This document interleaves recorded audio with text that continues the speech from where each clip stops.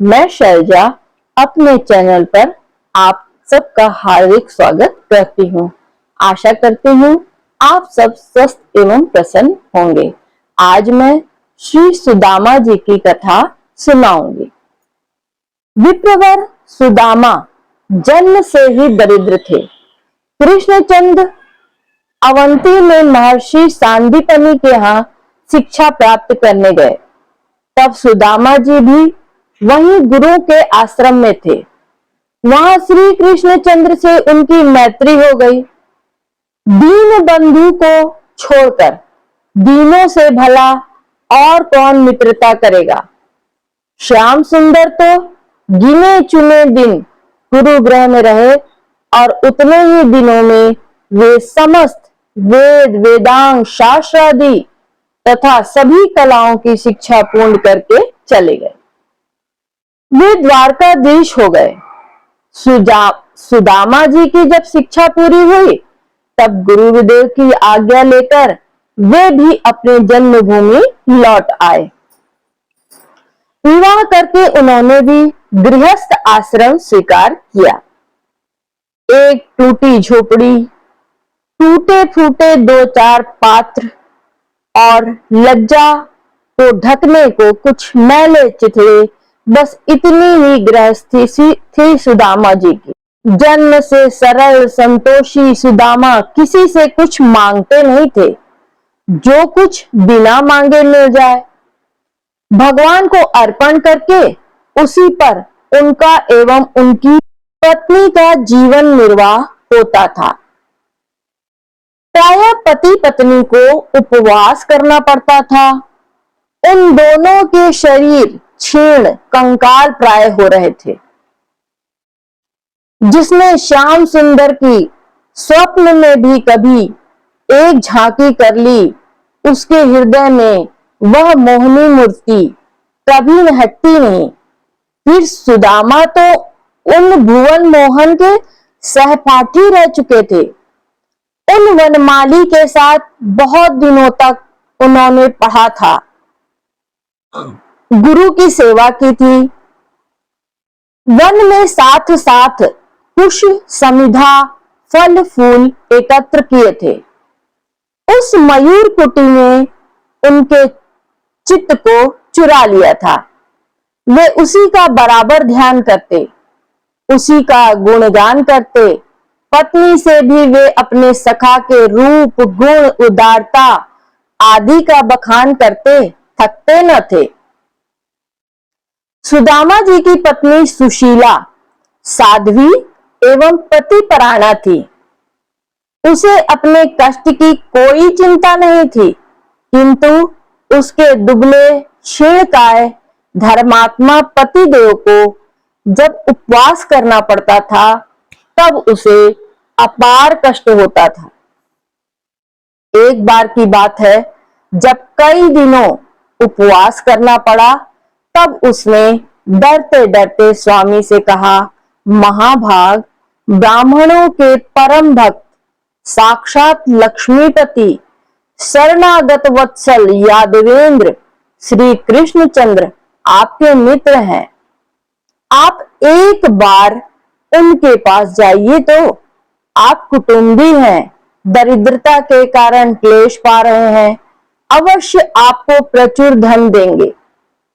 ये द्वारकाधीश अपने श्री चरणों की सेवा करने वाले को अपने आप को दे डालते हैं, फिर धन दे देंगे, इसमें तो संदेह ही क्या।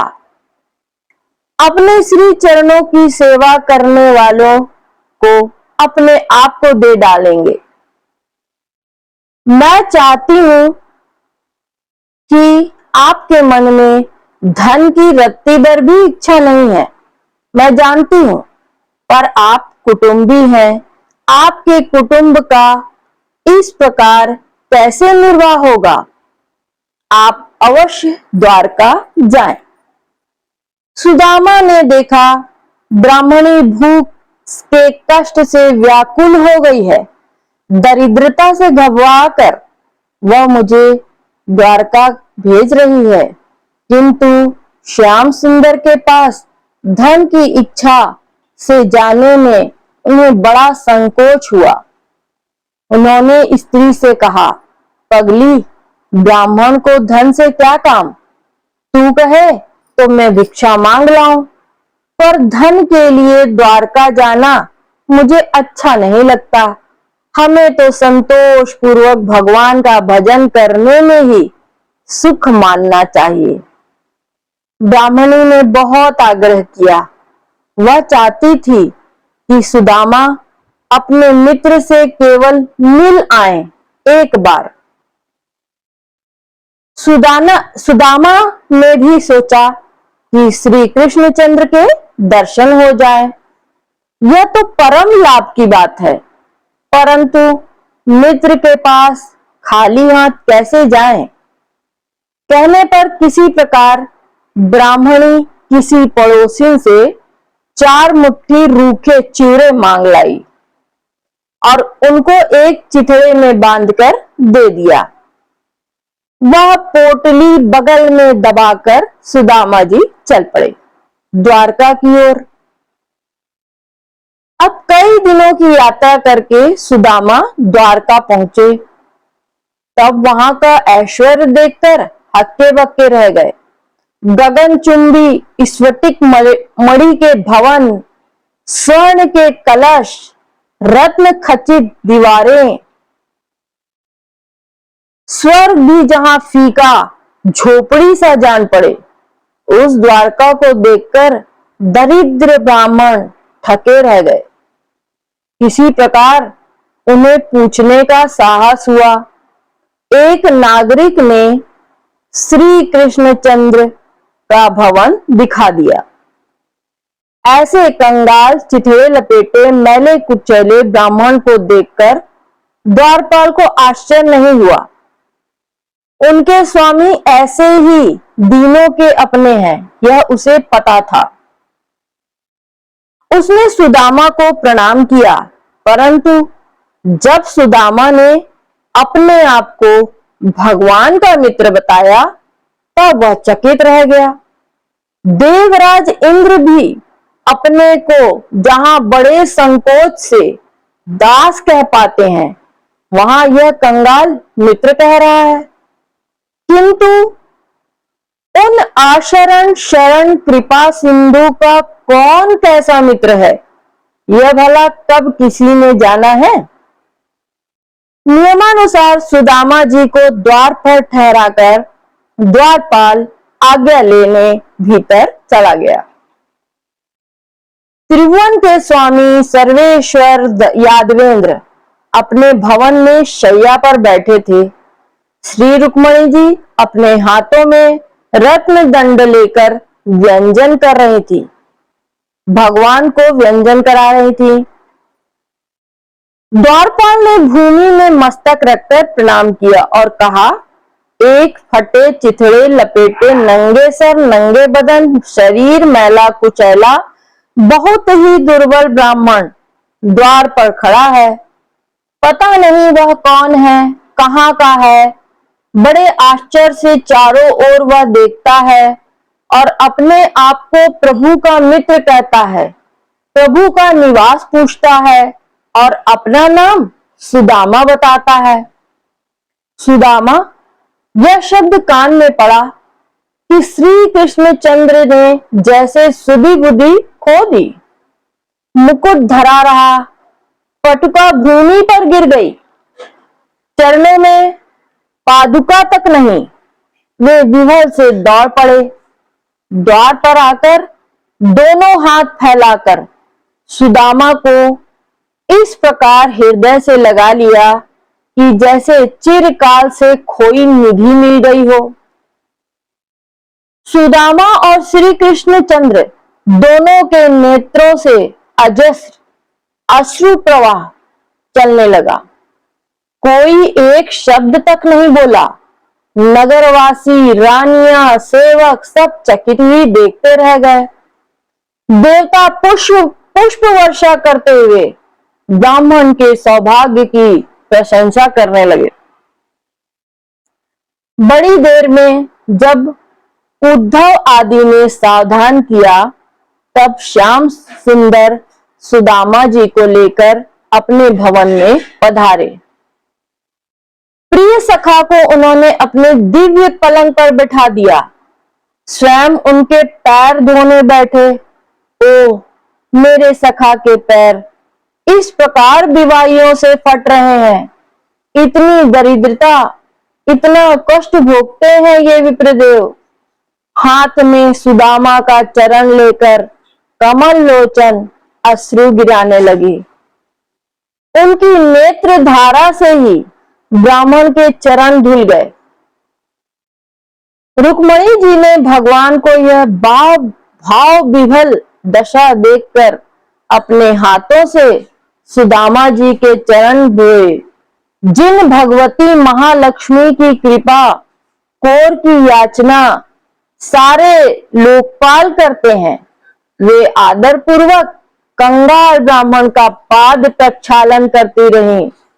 द्वारकेश ने वह चरण नोदक अपने मस्तक पर छिड़का, तमाम महलों में छिड़कवाया। दिव्य गंध युक्त चंदन, धूप, अगरू, कुमकुम, धूप, दीप, पुष्प, माला आदि से विधि पूर्वक सुदामा की भगवान ने पूजा अर्चना की। उन्हें नाना प्रकार के पकवानों से भोजन करा के तृप्त भी किया, आचमन करा के पान दिया। जब भोजन करके सुदामा बैठ गए, तब भगवान की पटरानियां स्वयं अपने हाथों से उन पर पंखा झलने लगी। श्री कृष्णचंद्र उनके समीप बैठ गए और उनका हाथ अपने हाथ में लेकर बातें करने लगे। श्याम सुंदर ने उनके गुरु गृह में रहने की चर्चा की, अपने मित्रता के मधुर संस्मरण कहे, घर की कुशल पूछी। सुदामा के मन में कहीं कोई कामना नहीं थी, धन की इच्छा लेश भी उनके मन में नहीं थी। उन्होंने कहा, देव आप तो जगत गुरु हैं, आपको भला गुरु गृह जाने की आवश्यकता कहाँ थी। यह तो मेरा सौभाग्य था कि मुझे आपका साथ मिला। संपूर्ण मंगलों की उत्पत्ति आपसे ही है, वेदमय ब्रह्म आपकी मूर्ति है। आपका गुरु गृह में अध्ययन तो एक लीला मात्र ही था। अब हंसते हुए लीलामय ने पूछा, भाई आप मेरे लिए क्या भेंट लाए हैं।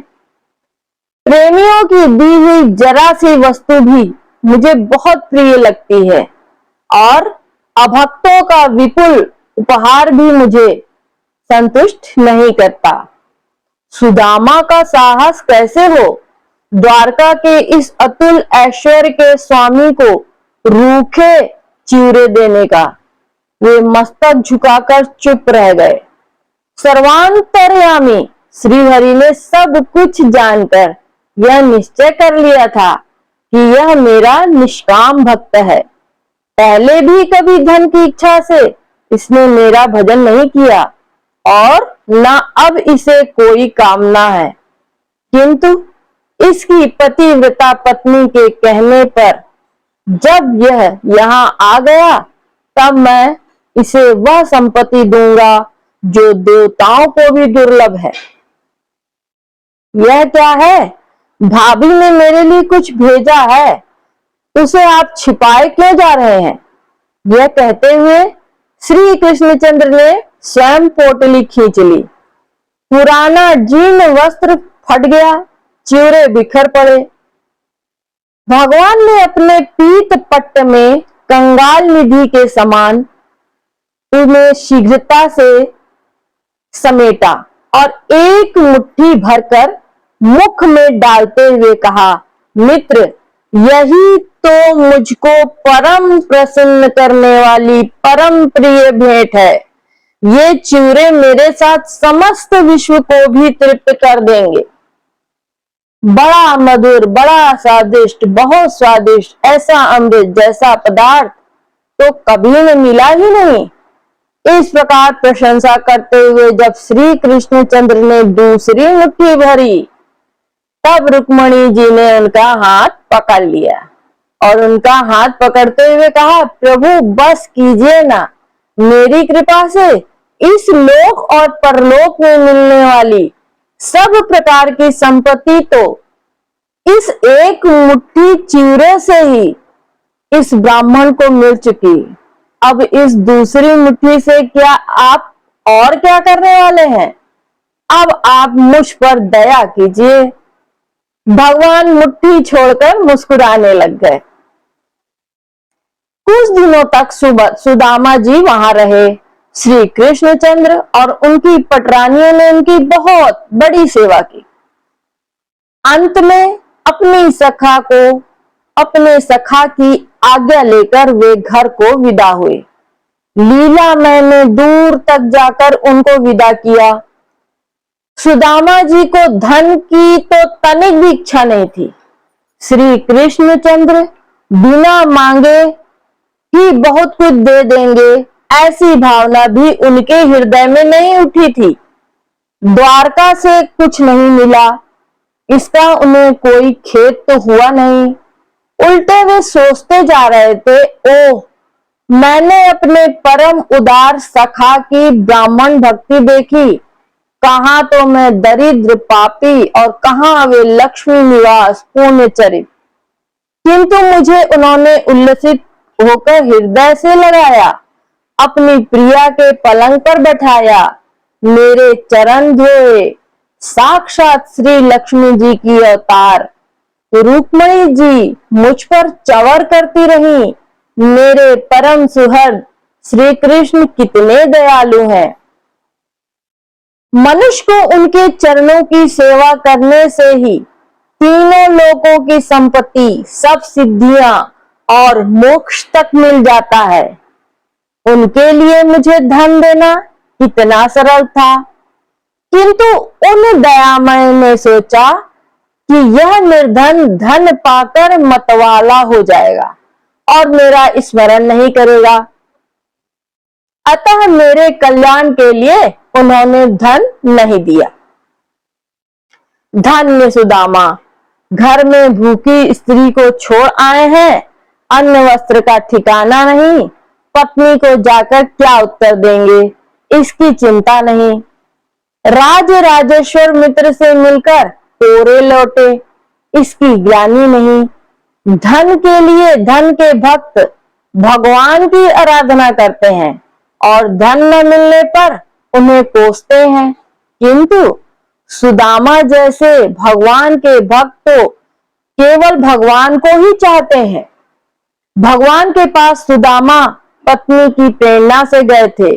सुदामा के मन में कोई भी कामना नहीं थी, पर पत्नी ने धन पाने की इच्छा से ही प्रेरित किया था उन्हें। भक्त वांछा कल्पतरु भगवान ने विश्वकर्मा को भेजकर उनके ग्राम को द्वारका जैसी भव्य सुदामापुरी बनवा दिया था। एक रात में झोपड़ी के स्थान पर देव दुर्लभ ऐश्वर्यपूर्ण मणिमय भवन खड़े हो गए थे। जब सुदामा वहां पहुंचे तो उन्हें जान ही न पड़ा कि वे जागते हैं कि स्वप्न देख रहे हैं। वहां मार्ग भूलकर पहुंच गए। कहां मार्ग भूलकर पहुंच गए, यह तो समझ ही नहीं पाते थे। इतने में बहुत से सेवकों ने उनका सत्कार किया, उन्हें भवन में पहुंचाया। उनकी ब्राह्मणी अब किसी स्वर्ग की देवी जैसी हो गई थी। उसने सैकड़ों दासियों के साथ आकर उनको प्रणाम किया, उन्हें घर में ले गई। सुदामा जी पहले तो बड़े ही विस्मित हो गए, पर पीछे जब रहस्य समझकर भाव गद हो गए।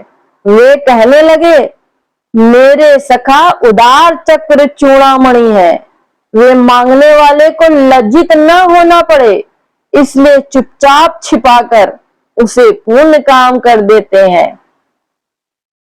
परंतु मुझे यह संपत्ति नहीं चाहिए। जन जन मैं उन सर्व गुणागार की विशुद्ध भक्ति में लगा रहूं, यही मुझे अभिष्ट है। सुदामा वह ऐश्वर्य पाकर भी अनासक्त रहे, विषय भोगों से चित्त हटाकर भजन में ही वे सदा लगे रहे और इस प्रकार वे ब्रह्म भाव को प्राप्त हो गए।